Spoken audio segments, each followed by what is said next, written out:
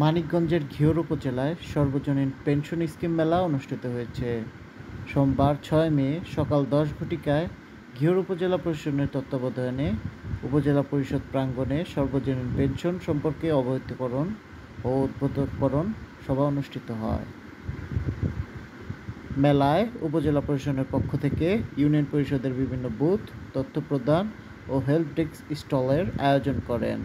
৬০ বছর বয়সের কম সকল বয়স্ক ব্যক্তিদের সর্বজনীন পেনশনের আওতায় আনার জন্য উদ্বুদ্ধ করা হয়। উক্ত আলোচনা সভায় জেলা প্রশাসক রেহান আক্তারের সভাপতিত্বে ও উপজেলা নির্বাহী অফিসার আমিনুল ইসলামের তত্ত্বাবধানে প্রধান অতিথি হিসেবে উপস্থিত ছিলেন মানিকগঞ্জ ১ আসনের সংসদ সদস্য আলাউদ্দিন মাহমুদ জাহিদ। বিশেষ অতিথি হিসেবে উপস্থিত ছিলেন স্থানীয় সরকার বিভাগের উপপরিচালক সানজিদা জেসমিন, উপজেলা চেয়ারম্যান হাবিবুর রহমান, ঘিওর থানার অফিসার ইনচার্জ সুকুমার বিশ্বাস সহ ঘিওর উপজেলার বিভিন্ন ইউনিয়নের চেয়ারম্যান ও বিশিষ্ট ব্যক্তিবর্গ উপস্থিত ছিলেন।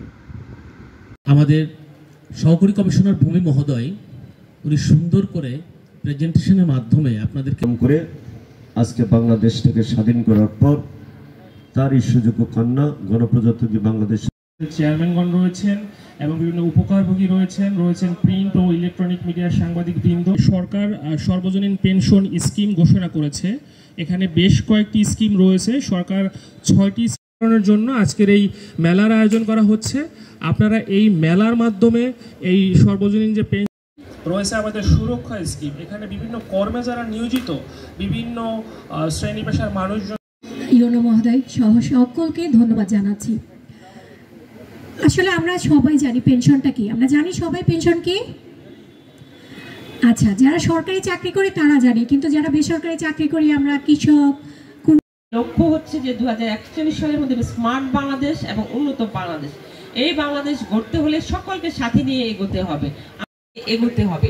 তো এই যে 11টা আমরা স্মার্ট সোসাইটি, স্মার্ট নাগরিকের কথা বলি, এই স্মার্ট হইতে হলে তাকে সকল ক্ষেত্রে ভালো রাখতে হবে। তার অ্যাকাউন্টে জমা হয়ে যাবে এবং এইটা একসময় তাকে যে মুনাফা সহ এটা কিন্তু সে ফেরত পাবে। এখন কথা হচ্ছে যে এই যে পেনশন স্কিম আমি করছি, আমি যদি মারা যাই তাহলে এই টাকা কি হবে? এখানেও কিন্তু সুন্দর একটা ব্যবস্থা। আমি তো বলবো আমার ধারণা যেটা, এই মাননীয় প্রধানমন্ত্রীর সর্বজনীন পেনশন স্কিমটা সেই সোশ্যাল সিকিউরিটি প্রথম ধাপ। দেখবেন এই ধাপের মধ্য দিয়েই আমাদের সোশ্যাল সিকিউরিটি এস্টাবলিশড হবে। প্রত্যেকটা মানুষ তার জীবনের নিরাপত্তা পাবে।